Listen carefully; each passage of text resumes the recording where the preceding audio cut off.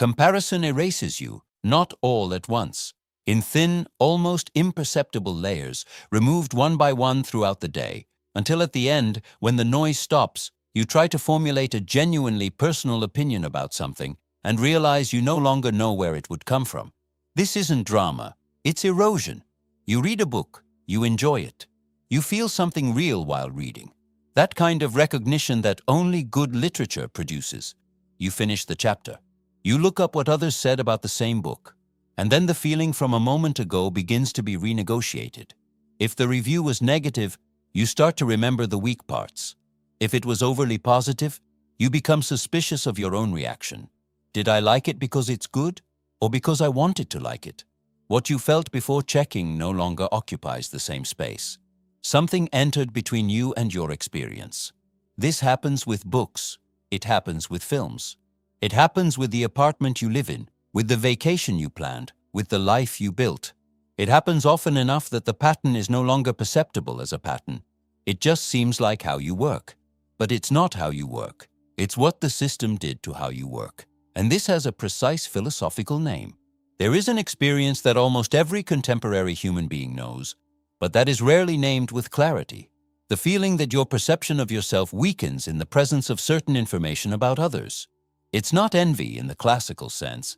It's not necessarily anger or the desire for the other person not to have what they have. It is more silent than that. It is a deflation, a kind of internal contraction that happens when you notice that someone is at a point you are not, has something you don't have, or seems to inhabit their own life with a wholeness you can't identify in yours. And the disturbing detail is that this doesn't only happen with people you know closely. It happens with strangers, with people whose lives you observe from a distance, in fragments, without enough context for any real assessment. You don't know what it cost them to have what they have.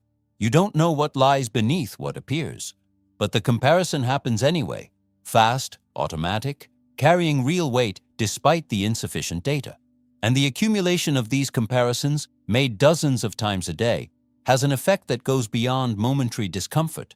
It progressively displaces the point from which you judge yourself. You stop asking, "What do I think?" and start asking, "What do others have?" And that substitution, when it becomes chronic, is the erasure. Observe the mechanism in your own movements with clinical attention. You are planning a trip. You have a destination in mind. Not because it's the most famous or the most photographed, but because something about it resonated with what you genuinely want to experience. You start researching. And in the process of researching, you encounter the destinations others choose, the experiences others report, the photographs of what others saw. And gradually, your original destination starts to seem smaller, less vibrant, less sufficient. Not because it changed, but because it now has competition in a field of comparison that didn't exist when you chose it for the first time. You change the destination. Or you keep the original one but arrive with a layer of doubt that wasn't in the original plan. Observe another pattern. You have an opinion about something, a position you formed over time based on real experiences, genuine reflections, conversations that mattered. You express it in a group. Someone disagrees with articulation and references you didn't have, and immediately, not after examining the arguments, but immediately, you feel your position weaken, not because it was refuted, but because it was compared to a position that seems more solid, more referenced, more complete. The speed with which you retreat says something important. It was not the logic of the opposing argument that shook your position. It was the perception that the other person's position seemed more legitimate in the eyes of those watching. The criterion that entered wasn't truth, it was comparison. And if this happens with opinions, it happens with life choices, with aesthetic preferences, with what you consider important, with the pace at which you live, with the body you inhabit, with how you spend your time. Comparison doesn't stay contained in one domain, it spreads. And in every domain it reaches, it does the same thing. It shifts the point of judgment from inside to outside. The question that hangs suspended, and that we will dissect here, is not how to stop comparing yourself. That is the self-help question, and it is not the question of this video. The real question is a prior one. What exactly does comparison do to your capacity to judge? What is the precise mechanism by which it erases? Because if the erasure has a structure, it is not an accident, it is not a character flaw, It is not a lack of self-esteem or mental discipline. It is the logical result of a process that functions with the same consistency in an 18th century philosopher and in a contemporary human being, because nothing has changed in the structure of what is happening, only the speed and the volume. There is a thinker who formulated this mechanism with a precision that has not been surpassed in 250 years, and what he described was not a pathology. It was a structural condition of human consciousness that he believed to be the central obstacle to a genuinely rational and free life. He called it heteronomy, and what he meant will completely reorganize what you understand about the erasure you feel. Immanuel Kant was born in Königsberg in Prussia in 1724 and spent practically his entire life in the same city. It is said that local residents set their clocks by the time of his afternoon walks, so regular were they. He never traveled. He never frequented the intellectual salons of his era, and yet he produced one of the most radical philosophies of human freedom that Western thought has ever elaborated. The center of Kant's philosophical project was a distinction that seems simple and is devastating: the difference between autonomy and heteronomy. Autonomy for Kant is the capacity of the will to give itself its own law, to act according to principles that emanate from within, from one's own reason, one's own judgment, the criterion you yourself established after genuine reflection. The autonomous human being does not ask, "What do others do?" before deciding what is right. They ask, "What does my reason, honestly examined, recognize as correct?" Heteronomy is the structural opposite. It is the condition in which the will operates according to a law that comes from outside. That is governed by external criteria, the expectations of others, the norms of the group, what the environment values, what others have and do and seem to be. The human being in heteronomy does not decide, they respond, does not legislate, they obey. And the crucial point of Kant, what makes the diagnosis so disturbing, is that heteronomy frequently does not look like obedience. It looks like choice. You think you are choosing what to admire, what to want, how to live, who to be. But if those judgments are formed primarily by comparison with what others have, admire, want, and are, you are not choosing. You are responding. And the difference between the two states is the difference between a life that is yours and a life that is a well-calibrated reflection of the lives around you. Kant was not describing a rare pathology. He was describing the default state of most people most of the time. And what the contemporary era did was equip that default state with a comparison infrastructure of a scale and a speed that Kant could not have imagined. But that fits with surgical precision into the mechanism he described 2.5 centuries ago. Let's open the mechanism with precision. The problem of structural comparison is not that you observe what others have. Observation is inevitable. We are social animals. We calibrate our position by reference to the group, and this has evolutionary roots that no philosophy will erase. The problem is what happens to the starting point of judgment when comparison becomes the primary mode of self-evaluation. Think about how you came to know what you like. You have tastes, genuine preferences, music you listen to when no one is watching, books that affected you before anyone told you they were important, experiences you valued before verifying whether others valued them. That set of preferences, when it is formed by direct experience, by contact with things before the filter of other people's opinions, is what Kant would call autonomous judgment. Not perfect, not infallible, but genuinely yours. Now observe what happens to that set when comparison enters as a continuous mode of evaluation. You start to learn others' preferences before testing your own. You learn what is considered good before having the experience of what seems good to you. You discover what is valued before asking what you value. And gradually, the external criterion does not enter as a complement to your judgment. It enters as a substitute. You stop formulating your taste before checking the consensus and start checking the consensus in order to formulate your taste. This reverses the direction of legislation. Instead of starting from your interior to evaluate the exterior, you start from the exterior to evaluate your interior. And this reversal, which Kant identified as the structure of heteronomy, has a precise cumulative effect.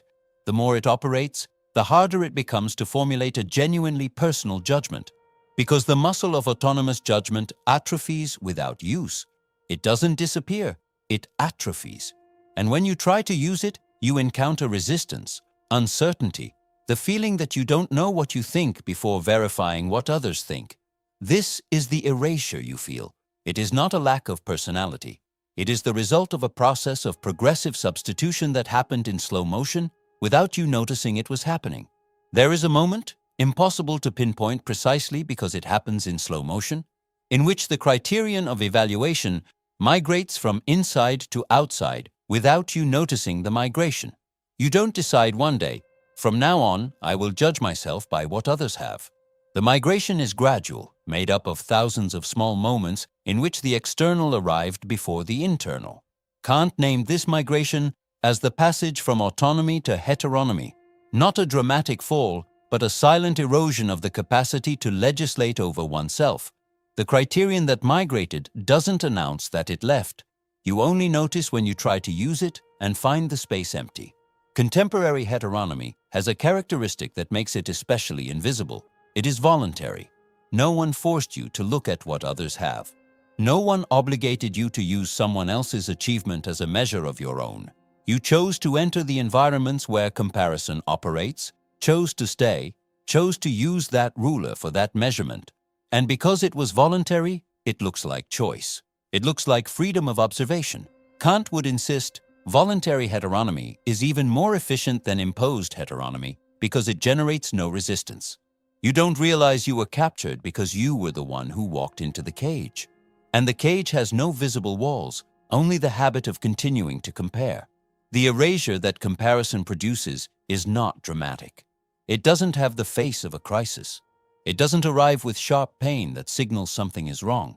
It arrives as background noise, that growing opacity about what you genuinely want, like, think, and value. Gradually, you need more and more external reference to formulate an internal judgment. Your own taste becomes more diffuse. Your own position becomes more unstable. Your own life seems less defined than other people's, not because it is lesser, but because the criterion that would judge it as sufficient was outsourced to a system that will never issue it. Kant would call this the loss of autonomy. You would call it insecurity. The name changes. The mechanism is the same. Now the diagnosis deepens to the layer that truly disturbs. Kant was not interested in comparison as a psychological problem. He was interested in it as a philosophical problem, as an obstacle to the condition he considered definitive of human dignity, the capacity to be a law unto oneself. For Kant, the human being who lives in permanent heteronomy is not merely unhappy or insecure. They are, in a precise sense, below their own capacity. They are living a life that could be theirs, but that was surrendered, progressively, voluntarily, to external legislation. And what contemporary culture has built around comparison is an infrastructure that makes heteronomy the state of least resistance, the state that requires the least effort, the state that, if you do nothing actively to exit it, is where gravity pushes. Think about how you form an opinion about something today. You experience something, a place, an idea, a work, a way of living. Before settling the experience, before letting it sediment into your own judgment, you already have access to what others thought about it. The experience arrives pre-interpreted. The work arrives with critical context prior to your reading of it.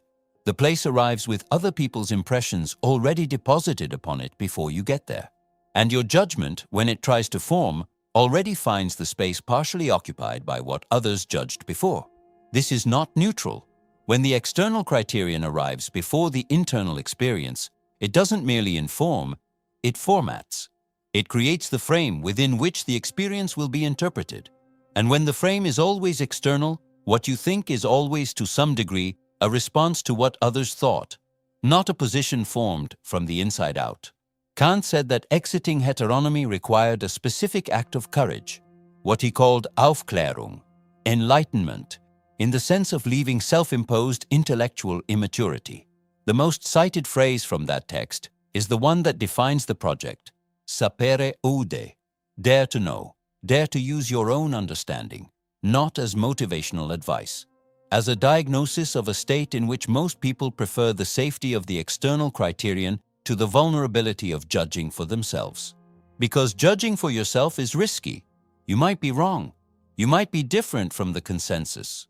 You might like what you're not supposed to like, value what you're not supposed to value, want what you're not supposed to want. And comparison offers a shortcut that eliminates that risk. Instead of judging, you verify. Instead of formulating, you consult. Instead of risking the singularity of your point of view, you calibrate by what has already been validated. It is safer.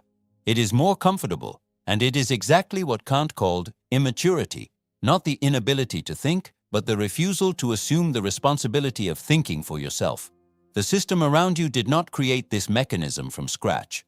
It found a tendency already present in the structure of human consciousness, the preference for the external criterion as a reduction of risk, and built around it an infrastructure that amplifies it to the maximum.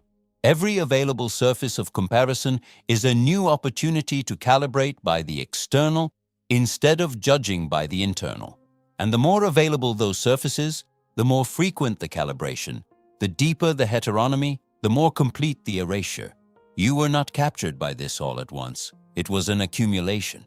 But the direction of the accumulation has a logic that, now that you see it, is hard not to recognize in every moment of the day when the external criterion arrives before yours does. We've reached the core, and it is simpler and more disturbing than everything that came before. Constant comparison doesn't erase you by accident. It erases you because erasing is, structurally, what it does. Each comparison that displaces the point of judgment from inside to outside is a microscopic withdrawal from the territory of autonomous judgment.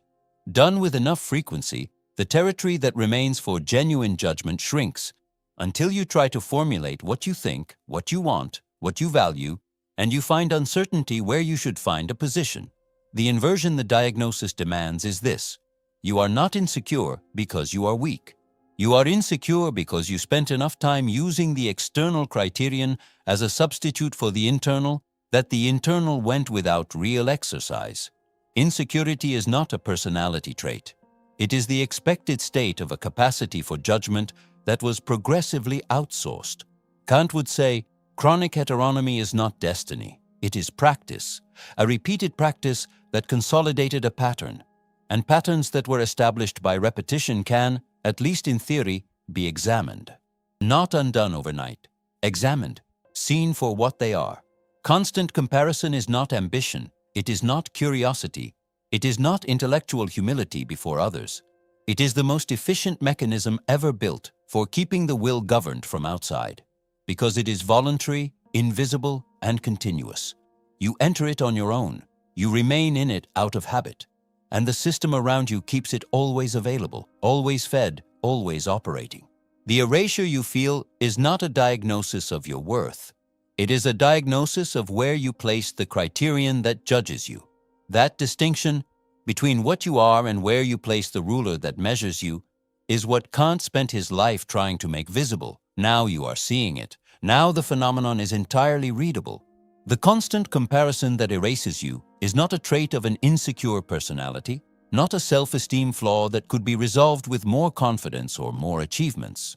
It is the continuous operation of a mechanism that substitutes autonomous judgment with the external criterion, and that operating with enough frequency produces exactly the state you recognize: the growing uncertainty about what you genuinely think, want, feel, and value, independent of what others think, want, feel, and value.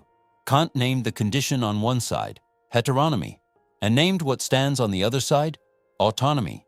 Not as a state of perfect independence from the world, no one is completely autonomous in the absolute sense, but as the capacity to be, at least in what is central, a law unto oneself, to formulate judgments that start from within before consulting what came from outside. This capacity has not disappeared in you. It weakened from lack of use. And the weakening was not your conscious decision. It was the accumulated result of a system that makes heteronomy the state of least resistance and autonomy what requires active effort to sustain. You were operating inside that system without seeing the system. Now you see it. Look back with this diagnosis active and see what it reorganizes. Every time you checked other people's opinion before settling your own, not as a complement, but as a substitute, you practiced heteronomy. Every time the perception of what others have changed the perception of what you have, without anything in your objective situation having changed, you practiced heteronomy. Every time a position of yours weakened not because it was refuted by argument, but because it was compared to a position that seemed more legitimized by external consensus, you practiced heteronomy. None of those occurrences was dramatic. None of them felt in the moment like surrendering legislation over yourself. They felt like reasonable adjustments, intellectual humility, openness to another's point of view, and sometimes they were exactly that. The problem is not the isolated occurrence, it is the direction established by the accumulation, the pattern that forms when the external systematically arrives before the internal. Kant wrote the text on Aufklärung, on the exit from intellectual immaturity, in 1784, and what he described as the central obstacle to autonomy was comfort, the preference of most people to have the guide of thought provided from outside, because thinking for oneself is laborious and risky. The cost of using your own understanding, Kant said, is assuming responsibility for what you think, and many prefer the safety of the external criterion to that cost. In 1784, the guide of thought provided from outside arrived through the church, the state, the approved books, the inherited customs. The structure of the mechanism is the same. The speed, the volume, and the invisibility of it are what changed. You are no less capable of autonomy than the contemporaries of Kant. You are in an environment that has made heteronomy more available, more continuous, and more voluntary than any previous environment in human history. The difficulty is not yours. It is the context's. But the context can only be seen from outside, and you are, right now, on the outside. Kant did not resolve the tension his diagnosis created. He made it visible and handed it back to the reader.